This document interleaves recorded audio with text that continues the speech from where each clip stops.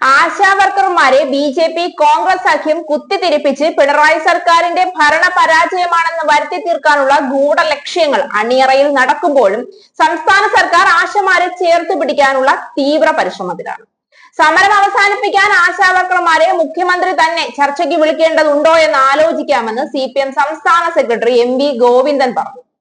ആശാവർക്കർമാർ സെക്രട്ടേറിയറ്റിന് മുന്നിൽ നടത്തുന്ന സമരം അവസാനിപ്പിക്കണമെന്നാണ് ഞങ്ങളുടെ അഭിപ്രായമെന്നും ജനാധിപത്യ സമൂഹത്തിൽ സമരം നടത്തുന്നതിൽ കുഴപ്പമില്ല, എന്നാൽ ആശാവർക്കർമാരുടെ സമരം കൈകാര്യം ചെയ്യുന്നതിൽ ജമാഅത്ത് ഇസ്ലാമി, SUCI, SDPI തുടങ്ങിയ സംഘടനകൾ ഇടപെടുന്നതാണ് പ്രശ്നം. ഇവരുടെ ശമ്പളം തുച്ഛമാണെന്നത് വസ്തുതയാണ് എന്നും മറ്റു സംസ്ഥാനങ്ങളെ അപേക്ഷിച്ച് കേരളത്തിൽ കൂടുതൽ ശമ്പളം കൂടുന്നുണ്ട് എന്നും MV ഗോവിന്ദൻ പറഞ്ഞു. ആശാവർക്കർമാരോട് ഞങ്ങൾക്കൊരു വിരോധവുമില്ല എന്ന് അദ്ദേഹം കൂട്ടിച്ചേർത്തു. ആശമാരുടെ പല ആവശ്യങ്ങളും സംസ്ഥാന സർക്കാരിന്റെ സാമ്പത്തിക അവസ്ഥ വെച്ച് അംഗീകരിക്കാൻ പറ്റുന്നതല്ല എങ്കിൽ പോലും അതൊക്കെ അംഗീകരിക്കാൻ പോലും തൊഴിലാളി വർഗ പ്രസ്ഥാനം എന്ന നിലയിൽ കമ്മ്യൂണിസ്റ്റ് പാർട്ടി അധികാരത്തിലിരിക്കുമ്പോൾ പിണറായി വിജയൻ തയ്യാറായി. ഇപ്പോൾ ആശാവർക്കർമാരെ ചർച്ചയ്ക്ക് വിളിക്കാൻ തയ്യാറാണെന്ന സന്നദ്ധത അറിയിച്ചിരിക്കുകയാണ് ഇടതുപക്ഷം. എത്രയൊക്കെ ബി.ജെ.പി. സർക്കാർ ആശമാരോട് കാണിക്കുന്ന അവഗണനയെ പറ്റി പറഞ്ഞിട്ടും ബോധ്യമാകാത്തവരെ അവരുടെ നിസ്സഹായതയും സാമ്പത്തിക പരിമിതികളും ഉൾക്കൊണ്ട് തന്നെ സംസ്ഥാനം കഴിവിന്റെ പരമാവധി പിന്നെയും ചേർത്ത് പിടിക്കുന്നുണ്ട്.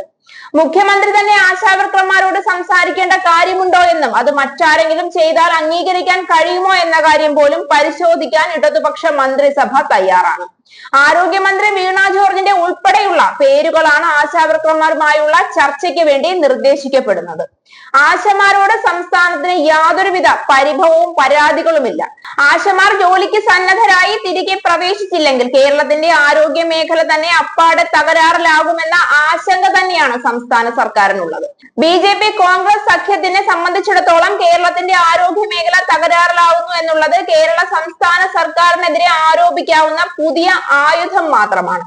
ആശമാരെ മുൻനിർത്തിക്കൊണ്ട് സമരം നയിക്കുമ്പോൾ കേരള സംസ്ഥാന സർക്കാരിന്റെ ഭരണപരാജയമാണ് എന്നും സ്ത്രീകളോട് സർക്കാർ നീതി കാണിക്കുന്നില്ല എന്നും വരുത്തി തീർക്കുന്നതിനോടൊപ്പം ആരോഗ്യ മേഖലയിൽ ഉണ്ടാകുന്ന മുഴുവൻ തകരാറും സംസ്ഥാനത്തിന്റെ തലയിൽ കെട്ടിവെക്കാൻ കൂടി കഴിയുമെന്നുള്ള രാഷ്ട്രീയ കുടില ചിന്തയാണ് ഇതിന് പിന്നിൽ. എന്നാൽ ഇതേ സമയം ആരോഗ്യ മേഖലയിൽ എന്തെങ്കിലും പാളിച്ച പറ്റിയാൽ അതിന് ഇരയാകുന്നത് കേരളത്തിലെ മുഴുവൻ ജനങ്ങളുമാണ്. കരുതലോടെ ആരോഗ്യ മേഖലയെ സംരക്ഷിച്ചില്ലെങ്കിൽ ജനങ്ങളുടെ ജീവനും ആരോഗ്യത്തിനും ഉണ്ടാകുന്ന നഷ്ടം നികത്താൻ കഴിയുന്നതല്ല.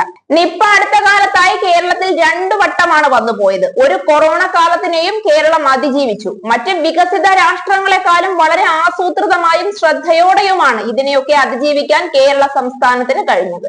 അതിൽ ആശമാരുടെ ഉൾപ്പെടെ പങ്ക് വളരെ വലുതായിരുന്നു. ഏതു നിമിഷവും ഒരു ബാക്ടീരിയയോ വൈറസോ വന്നുപെട്ടാൽ വീണ്ടും ആരോഗ്യ മേഖല ആശങ്കയിലാകും.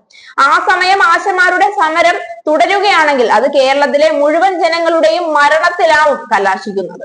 ഏതു നിമിഷവും ജാഗരൂകരായി സേവന സന്നദ്ധരായിരിക്കേണ്ട ആശാവർക്കർമാരുടെ ജോലിയിൽ നിന്നുള്ള വിട്ടുനിൽക്കൽ ചെറുതായല്ല ആരോഗ്യ മേഖലയെ ബാധിക്കുക.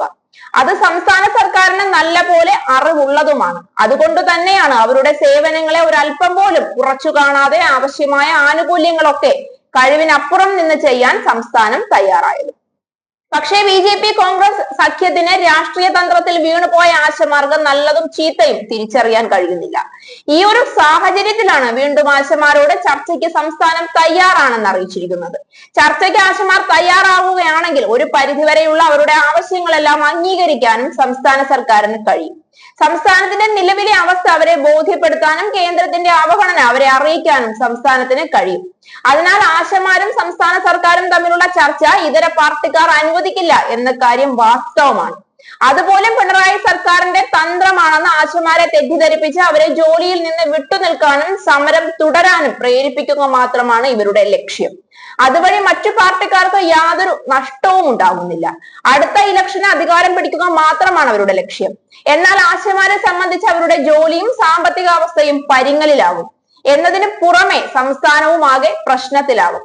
ചർച്ചയ്ക്ക് സന്നദ്ധത ഗവൺമെന്റ് അറിയിച്ചത് കൈമുതലാക്കി ഗവൺമെന്റിനോട് ചേർന്ന് ആശമാർ പ്രവർത്തിക്കുകയാണ് എങ്കിൽ ഈ പ്രശ്നത്തിന് ശാശ്വത പരിഹാരമുണ്ടാകുമെന്ന് പ്രതീക്ഷിക്കാം.